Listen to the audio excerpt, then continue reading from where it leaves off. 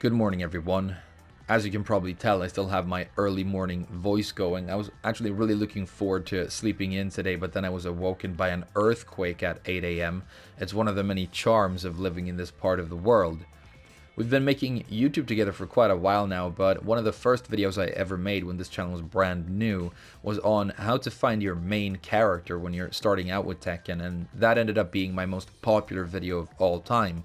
It's not very good. I can't recommend that you go back and watch it now because it hasn't aged very well, but it is constantly picking up new views even years after I made it. And I was thinking about why a video like that becomes popular, and I think it has to do with the fact that our character choice is really our one big opportunity to express ourselves as individuals when we play a game like Tekken. It's kind of like how that Pokemon EV is very popular, even though it's kind of an uninteresting, shitty dog thing. You yourself get to choose in which direction you want to take it, and you can go several different paths, and I think people really respond to that kind of thing.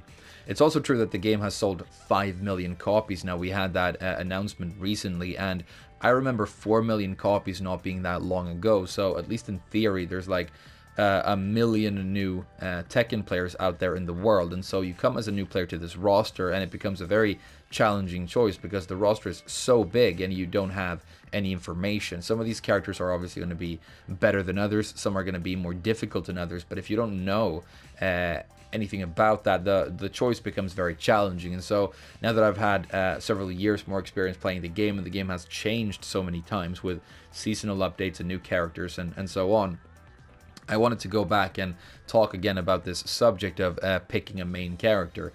And I think the big disclaimer you have to give when you make a video about this is that you should obviously let this choice come from a sort of visceral place, and you should sort of choose with your heart and play what you like. And I know that sounds like a little bit of a cliche. It's a piece of advice that you hear veteran players give to newer players a lot, but I think there's a lot of truth to it. I think it's an important thing to consider, and so you shouldn't worry too much about what other people think, which to an extent makes this video redundant, but hopefully it can still be helpful or enjoyable to some people.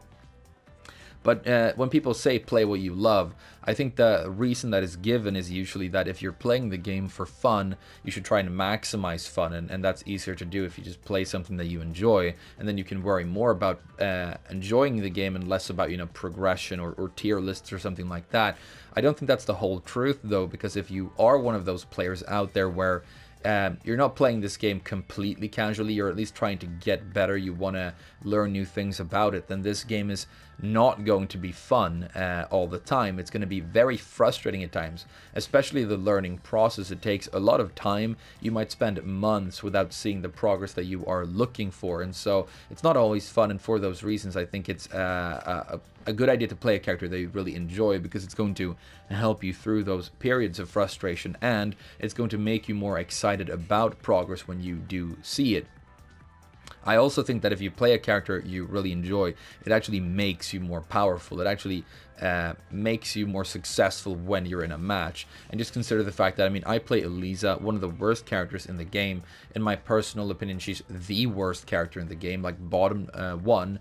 But I play this character, I've played her a lot, and I am more successful with her in general than I am with the other higher tiered characters I play, because it's a character I really enjoy, that I jive with. I kind of like vampires and the way she moves, and I have more experience and sort of better flow with her, and so I'm more dangerous with this bad character than I am playing a character that I maybe don't enjoy as much, but who is, in theory, higher tier. So it's just an example of how liking a character can actually make you more powerful as well. It's almost more important than where they are in the tier list sometimes. So in this video, what I want to do is I want to actually give you specific recommendations for cool characters I think that you should try. And before we go to that, I just want to answer this important question of, are there any characters I do not recommend that you play, or that I recommend that you avoid? And that's not fun. We have all these cool characters in this giant roster, and I have to tell you to stay away from some of them. But there are only two characters I think you should really avoid, especially if you're new, and they are Akuma and Elisa. And the reason I say that is that they have just been balancing nightmares for Namco. Akuma is the most patched character I think in Tekken history. He was patched many times before the game was even released on console, and he's still currently the most powerful competitive character in the game when you really maximize him and you do all of the difficult execution. And that's not, I think that's an example of why his balancing is actually still failing and not very well done. You might not agree with that, but if you are a new player and you play this character, a lot of the skills that you develop are going to be so specific to this character that they're not going to translate much to playing all the other great, you know, more traditional Tekken characters.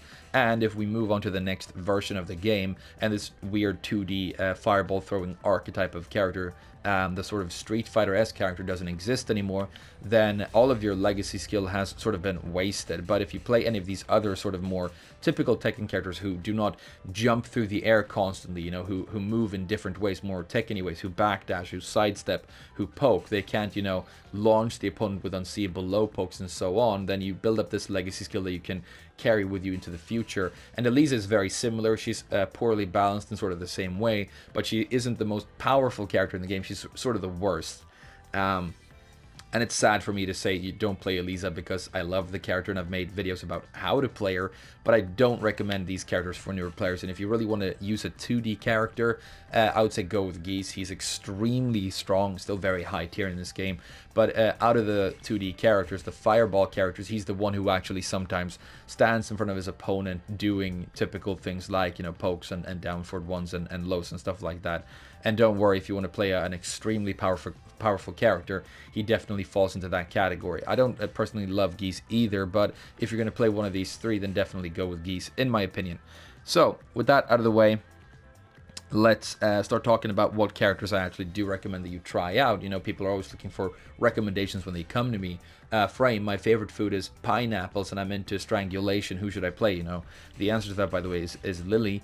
But sometimes you don't get information that specific, and so it becomes difficult, and I want to give you guys a couple of different recommendations. Now, when I wanted to make this video, the first thing I did is I actually went through the entire roster, and I messed around with every character doing basic combos and stuff, because I wanted to answer the question, what is the best starter character? What is the best beginner character for a new player in the game? And I'm going to give you recommendations even if you aren't a beginner later. But after going through, it actually became obvious to me what I think is the best, most easy to use, most educational character for a new player. And that choice might surprise you, but it turns out that I think it's actually Noctis. It's easily Noctis. So let's jump on this character and talk a little bit about why. So why do I think that Noctis is such a great character to start out with in this game? Well, I think he teaches you the important steps that you tend to skip as a beginner, because you just want to stand close to your opponent and do powerful big moves and launch them for giant damage. But Noctis is going to force you to worry more about the concept of spacing. So when you're playing him, you're going to be moving sideways, you're going to be moving backwards. I mean, ideally you're doing Korean backdash canceling like this. That's probably not something that you've learned already if you're starting out, but it is something that you're going to have to walk through at some point. But the reason you want to do that with Noctis is that when he's very close to the opponent like this, he has powerful enough stuff that he can keep up. This low poke is like exactly what you want for a low poke. 16 frames to impact, really quite fast, minus 13. In this matchup against Kazuya, that can get you launched, but in most matchups it won't. And you have a down for one and everything else. But when you're out here in this sort of mid-range, your tools are just extremely impressive, and you have these massive ranged mid-range tools that you can really bully opponents with. The most important one and the key one to the whole character, in my opinion, being the down 4-2. So this is a 15 frame launcher, which is a very fast launcher. 15 frames is where most characters have their fastest launcher or combo started when they're just standing like this normally.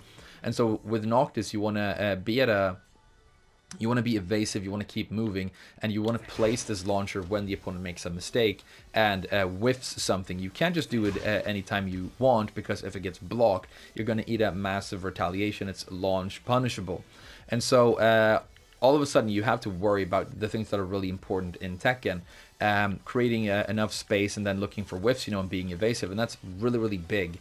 The other thing about Noctis is, of course, that his standard combo is extremely easy to perform. If you play a character where the standard combo you have to do is difficult to execute, that's going to absorb so much of your time when you're new. But with Noctis, you can launch the opponent, and what I'm going to do now is just press 4-2 and then just spam the 2 button constantly. And if I do that, Noctis is going to perform high damage combo with built-in wall carry without having to modify that. 65 is actually pretty high damage for a standard 15 frame launcher, but if you want to get more damage, if you want to get more fancy and develop into and grow into more advanced stuff down the line, there are all kinds of combos you can do. Like if you use the same filler, you can do a delay 2 on the way down right there, and this is going to give you like 70, so there's definitely space to develop into as well.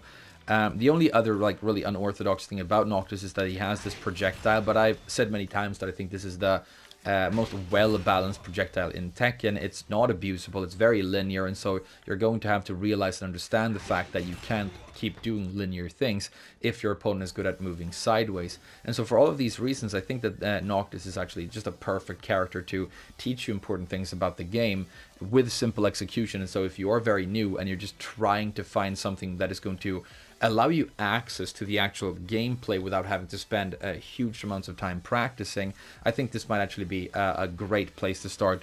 But I also realize that, you know, not everybody's going to be super interested in this specific character, and not everybody is new. Some people are just having a character crisis and they want to find something new and fun to play. And so I want to continue to give you guys a couple of other recommendations as well.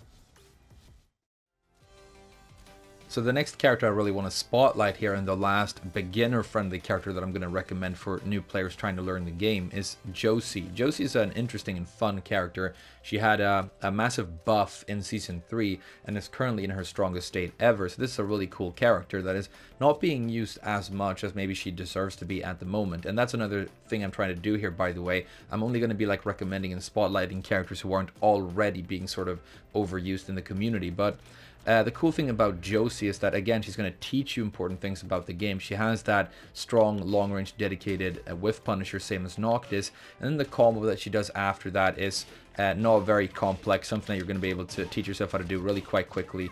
And she has this new Ender right here that is like a no-brainer for damage and wall carry. And she does that same combo off of her hop kick as well. But she also has like cool combos you can convert with and, you know, learn more advanced stuff if you want to.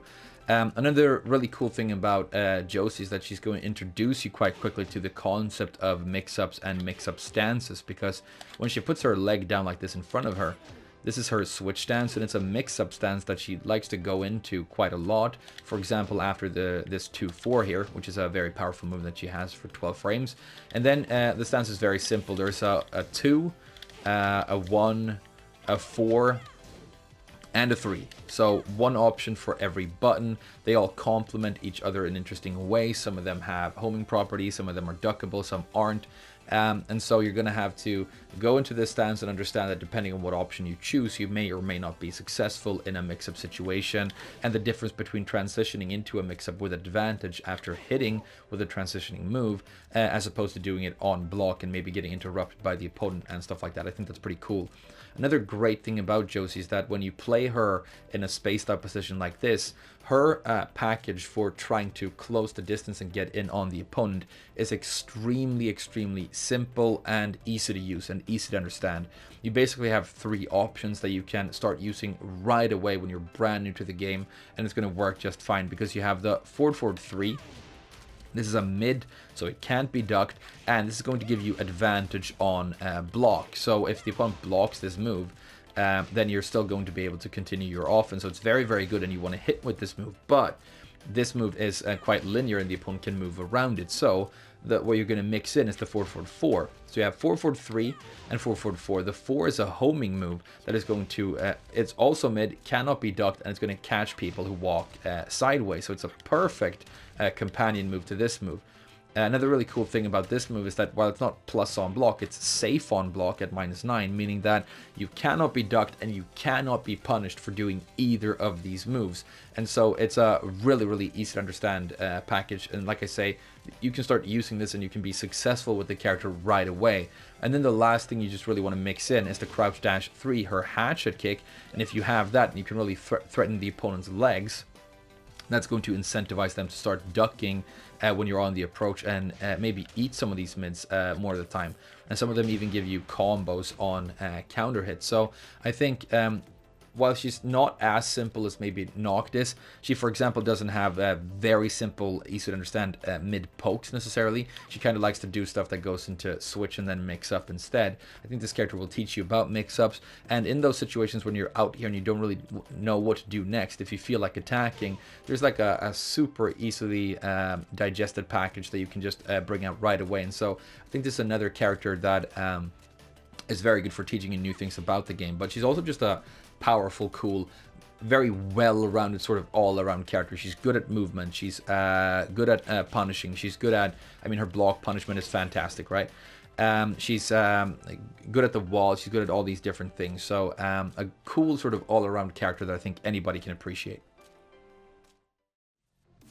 Next, I want to talk about a couple of characters who I think are really cool, really quite powerful, but are criminally underused in the game right now. And I think I want to inspire more people to actually try out. Just give you a couple of reasons for why these characters are amazing, and hopefully get some blood in the water and inspire some people to try some new things. And the first character I want to talk about is Master Raven. Now, this is one of my favorite character designs in all of Tekken 7. I think she looks amazingly cool.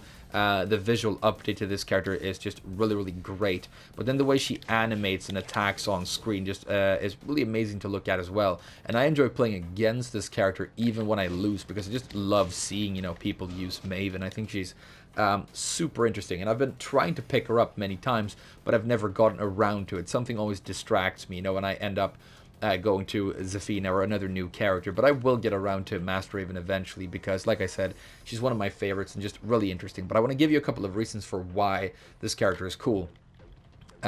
First of all, I think her lows are exceptional. So this down 3, for example, if you're doing this in the close range, it's 14 frames to impact. I mean, you have good low pokes in this game that impact like 20 and 21.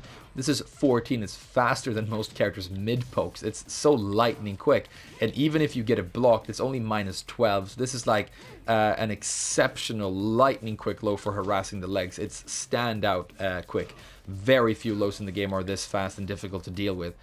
She also has, you know, stuff like the full crouch down forward 3 and her amazing full crouch mix-up low in the shape of her full crouch down forward 3 plus 4, where she can start teleporting and doing cool things. And you can even do these out of her crouch dash from way downtown to extend the range of your lows, and making her very dangerous when she's attacking the legs. And then she has fantastic mids as well.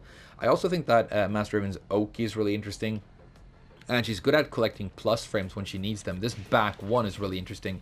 This gives you a +5 on block, which is really cool, even though it is a high, but it is also exceptionally fast. And so the very famous back 1 from Brian, you know, that's a famously good move. This is not a mid like that, but I mean, just look how fast it is and how much advantage you get. You can use this to really bully people. Another cool one, in my opinion, is the back 3. This is also plus on block +1, but this is also going to hit people on the ground and is a mid. So just think about how many options that covers for Oki. You know, on the ground, get up crouching, and get up standing. You always end up with advantage. Then you only have to worry about the linearity of the move. So really cool stuff that you can use right there. And then the other thing about Raven is that she's famously a combo specialist. Her combos are sort of technical and fun to do and do very high damage. And so this is kind of a practice mode character. You're going to have to teach yourself stuff like a tilde inputs and slightly more technical combos. But if you're the kind of guy out there where you like to sometimes pour yourself a drink, you know, and go into practice mode and just hang out and explore new aspects of your character and teaching yourself new setups, then this is the character for you. This is for people who like really love learning about Tekken and the more technical aspects of it. Now, I'm not an expert at playing this character at all. It's the first time I've been in practice mode with her for, I mean, years probably. But I'm going to try and just do a small combo here to illustrate how much damage she can do with just her standard combos from just something very standard. There you go. That's like a normal Master Raven combo. It's 101 damage without rage, just because I got the wall. But you can twist and turn these combos in many different ways and do cool things. This is her signature move, by the way. It's a very famous signature Raven move. 443. This is your lightning fast whiff punisher. 15 frames to impact, but comes out of forward, so maybe a little bit slower. But being quick with this move is going to be great. She jumps in from way downtown, and you get massive combos. So much fun. Great counter hits, armor moves. Her back turn is much more powerful. Her back turn used to be sort of risky for her, but now that she has this dangerous armor move here that leads to follow-ups. I think the backturn is improved as well. So slept on character, extremely cool design, and if you're looking for a new character to explore, then I definitely recommend her. And there are going to be like 100 Pauls out there mixing Demo Man with Death Fist for every Raven main. There are going to be 100 Bryans doing back ones and hatchet kicks. There are going to be 100 Dragunovs doing running twos and down twos. But every time you run into a Master Raven, at least in my opinion, I always sit up straight and get interested, because it's such a rare and interesting treat to see a very capable Raven player. So maybe you can be one of the few really cool people who go that way. Another very cool but sort of underplayed character that I want to recommend to everybody is Bob. Now, Bob is a character that I play myself, or at least I did in Season 2. I haven't had the time to try him in Season 3, but I really want to, because this character was already amazingly fun and quite powerful. And then in Season 3, they just gave him a bunch of buffs, and so he's stronger than he's ever been, at least in Tekken 7. So what kind of a character is Bob? Why do I think he's so amazing? Well, first of all, you look at him and he's a big fat guy, which might make you think that this is like a slow power character who isn't good at moving around.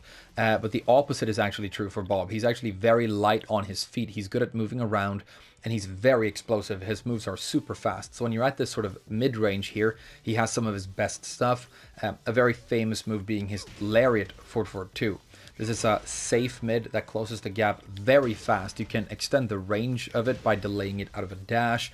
And so at any time when you're out here, you can explode onto the opponent and surprise them, deal a bunch of damage and knock them down. It works really well for Oki, and it wall splats the opponent. So it's like completely amazing. Another move that you have from the mid-range that is very good for this character, pretty much his most important move in my opinion, is this up forward 1+2 headbutt. So as you can see, the range on this thing is insane. It even has like a little bit of ghost range, as you can tell, so it's longer than you would assume. And you have two natural extensions that both do great damage.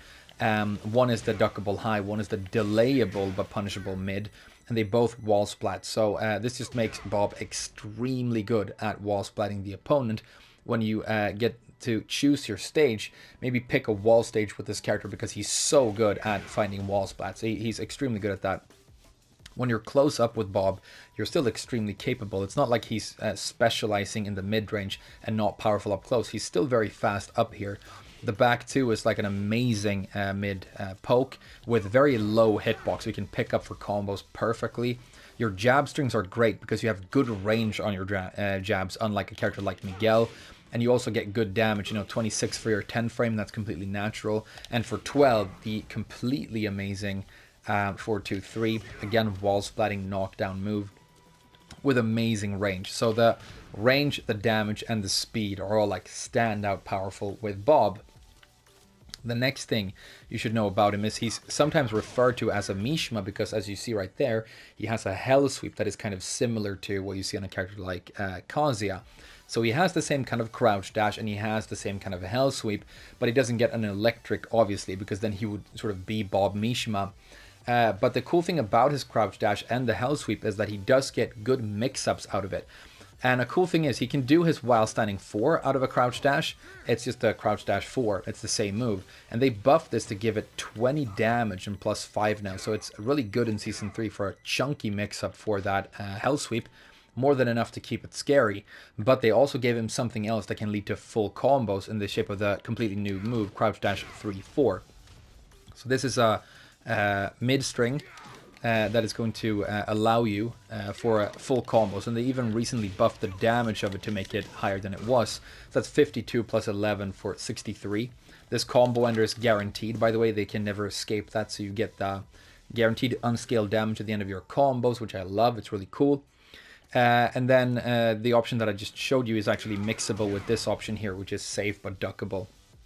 So his crouch dash is powerful. He's sort of a pseudo Mishima. He's extremely explosive and very fast. His close range poking tools are amazing. This low is just great.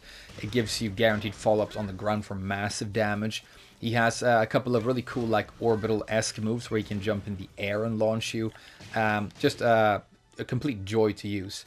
The last thing I want to mention about this character that I think makes him very special, and it's another reason I think this character will be, well, it's good. He's good for anybody, but maybe for new players, is that he doesn't have fast launchers. It might seem like a downside to the character, but it's honestly what gives him a lot of flavor in my opinion. It's something that I hope they never change about him. So he has no standing launcher for 15 like most characters, and not for 16 or 17 either. His fastest and normal launcher from standing is down back 1+2 at 18 frames to impact. Now the thing about this is that the slow impact speed is made up for by the fact that the range is massive. It's got crush properties. It's just a really great launcher. You have to turn them around and spin them like this to get your good damaging combos. But it's really great. And so with Bob, he also has a hop kick that is 20 frames to impact. So you see slow launchers and then a bunch of very good fast counter hit launchers, like this down forward 2, which is really great. You have counter hit launch properties on your standing forward 13, which is amazing as well. So you're either going to counter hit or hit the opponent with a slow launcher, which means that you have to place them deliberately for a specific reason. You can't just go up and party with fast hop kicks and pray that they will work. When you launch the opponent with Bob, you do it because you made a choice at the right time and you did something clever, and that feels really good. And I think it's something that makes Bob special, like I said, and it sort of makes me respect people who play this character a little bit more.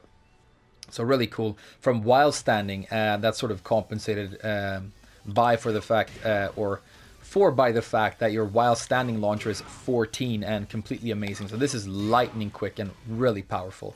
So one thing you can do with Bob is actually just crouch and then whiff punish using this. If you want something really fast, just crouch a little bit and search for the whiff from there and then hit them with the while standing launcher. Works really well. But this character overall, like a giant, really fun move list, but just an extremely solid package. And apart from those slow launchers, which is supposed to be his like big downside, I guess, everything else is just standout powerful. I completely adore this character, and I'm looking forward to giving him a shot in the new season. I really think you should as well, because yeah, he's underplayed and he deserves more attention. Another question that I get a lot is what I think is really good in the new season. What would I recommend for somebody who wants to play something seriously high tier? And in that context, I want to talk a little bit about Ganryu. I think he's in an interesting and unique position right now, and that could make him an opportunity for somebody who wants to learn something new.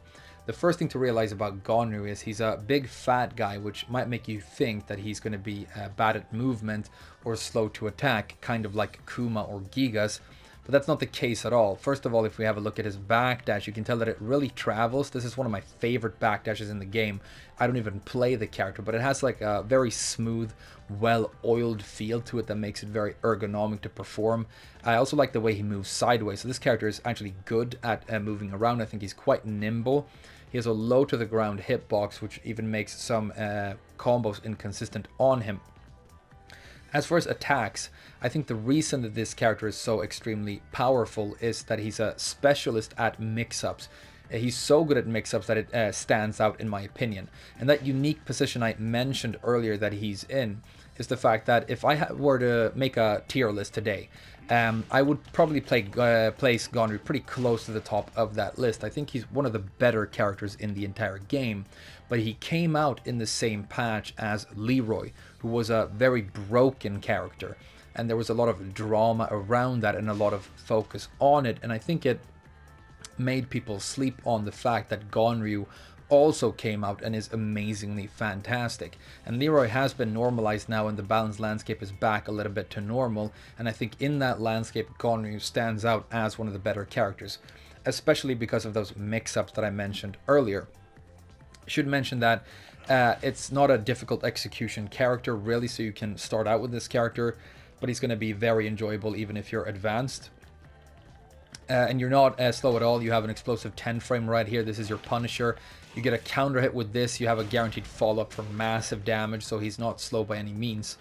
But I think a lot of the power comes from these mix-ups. He even has a new mix-up stance to go with his mix-ups, or his mix-up speciality, so that's even better. But what really stands out is how he mixes just lows and mids when he's excuse me, close to the opponent. So the first move to have a look at is this down forward 3. And this is famously amazing for this character.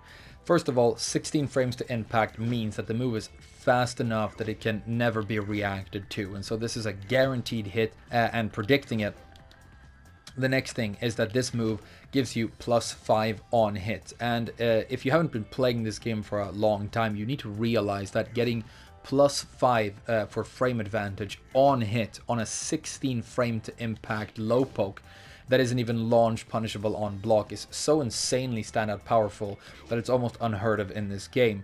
Fast low pokes typically give you disadvantage on hit, kind of like this down 4 gives you -3 on hit, because they're not meant for creating advantage or mix-ups.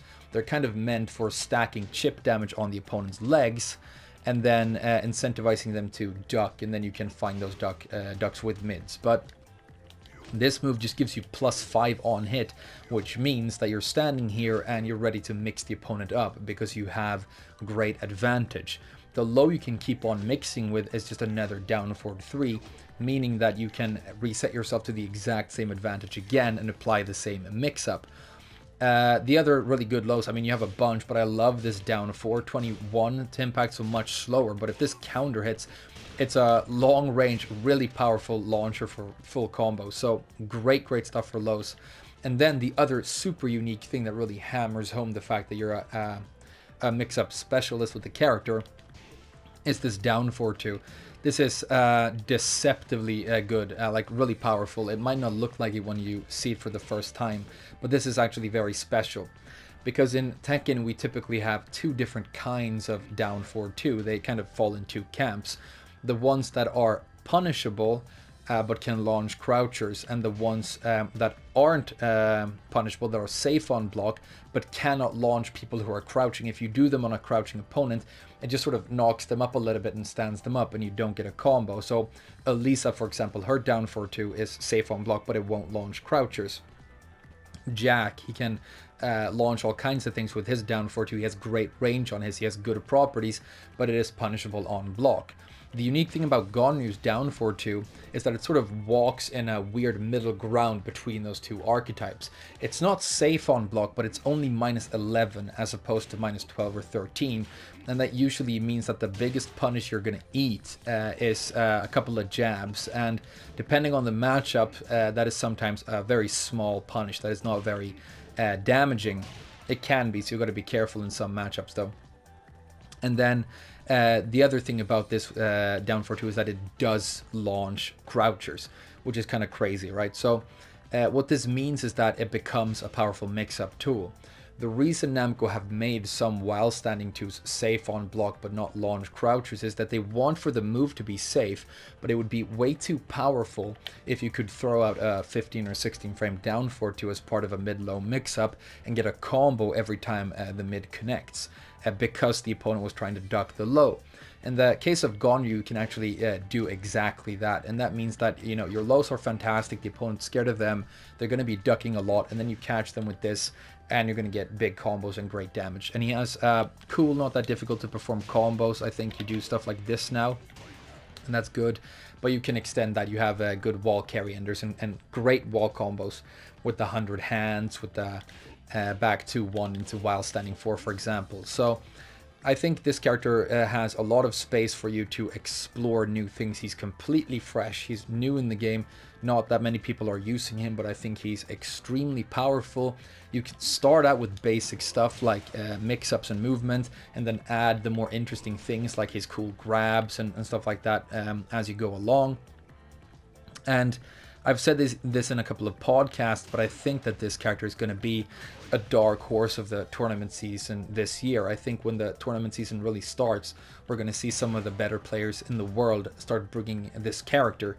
Some very famous players are already, you know, historically Ganryu specialists. I think they are going to play him, and I think they're going to do well enough that other people actually start realizing the potential in this character and start using him a lot. I think that this is a very powerful and interesting character, and I also really just like Ganryu. You know, the fact that we have a big fat power character that isn't useless, that is actually high tier, the fact that he can actually move, the fact that he has things that he is good at, you know, specialties and flavor. I really love that about him, and the visual update is of course beautiful. He looks better than he ever has with his cool new clothes. So if you're looking for something seriously powerful and fun to play in the new season, maybe consider checking out Ganryu.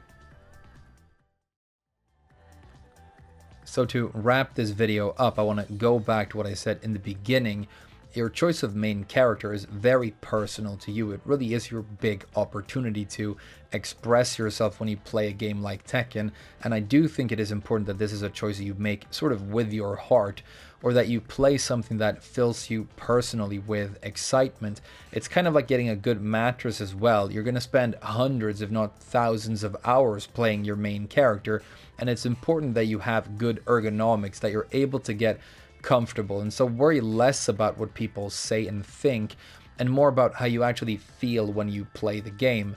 The goal of this video was not to tell you who to play, but more like I wanted to give you some small trailers on a couple of characters that I think are really cool, and maybe somebody who's looking for a character will see this, something will catch their attention, maybe they'll give some of these characters a shot, but if not, just keep playing Tekken.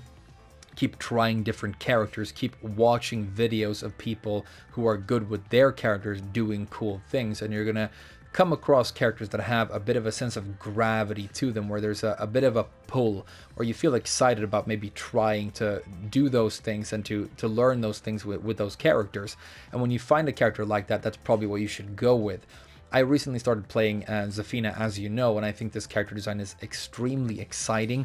So when I play the game with her and I win, I'm not only excited about the fact that I won a game of Tekken, it's more like I'm excited that I won with her, you know, doing my thing and playing the kind of game that I want to play.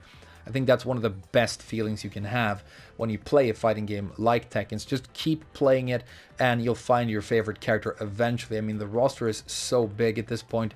There is definitely something in here for everybody. I really believe that. But I hope it helped. I hope at the very least it was a little bit entertaining. Thank you so much for watching this video, and I'll see you guys again very soon. Bye bye for now.